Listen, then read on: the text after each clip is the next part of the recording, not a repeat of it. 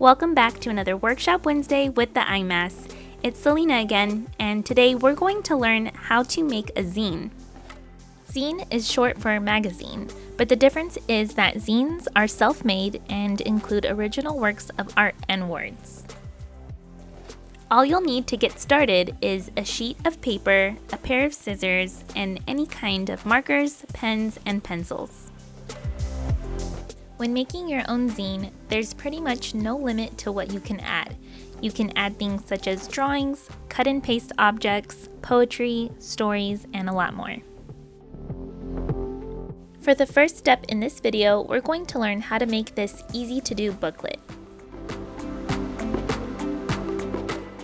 We're going to start by taking a sheet of paper and folding it in half the long way.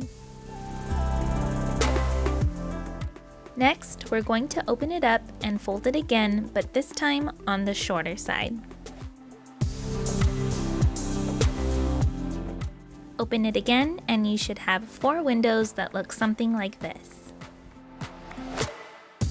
Now, we're going to fold on the shorter side again, but this time take the edge to the middle. Do the same to the other side.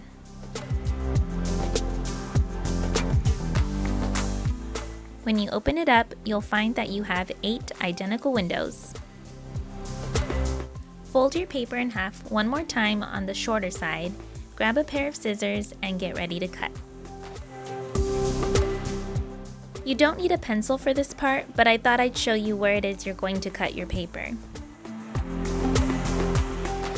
Be sure to cut starting at the folded edge so that when you open it, you have a pocket-like opening.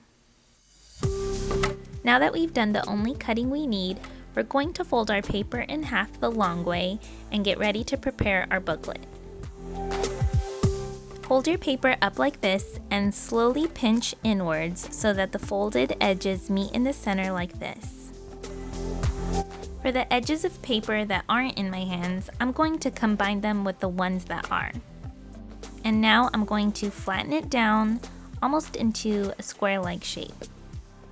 Be sure that all of your corners meet before flattening out the center. The last step is to fold that in half, just like a book, and flatten out your edges. Again, make sure all corners are meeting. And there you have it, a booklet that requires very little cutting to start your zine.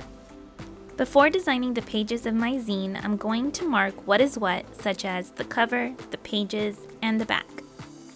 This will help me avoid getting lost in my pages and even avoid drawing something upside down.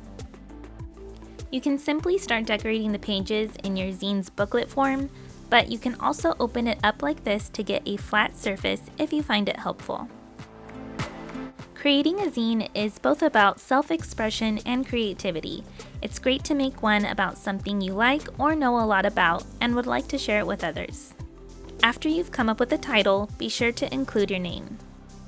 If you'd like to make more than one, you can include an issue number to keep track of your progress. For this video, I've decided to keep it simple by making large drawings and adding minimal text to each page. Here, I'm using a pencil to start my ideas in case I decide I want to change something later.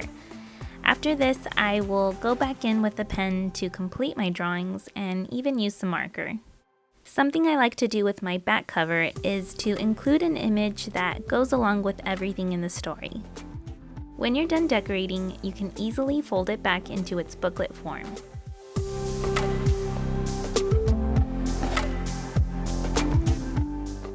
If you're not comfortable unfolding everything you just did to get this booklet, again, you can go in once you're done folding and decorate each page.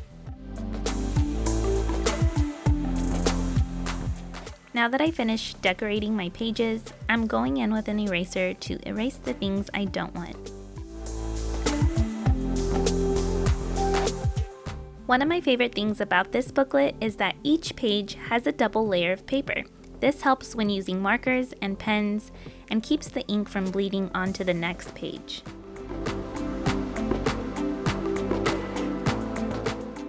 This part here is optionable, but for me, I want my zine to last a long time.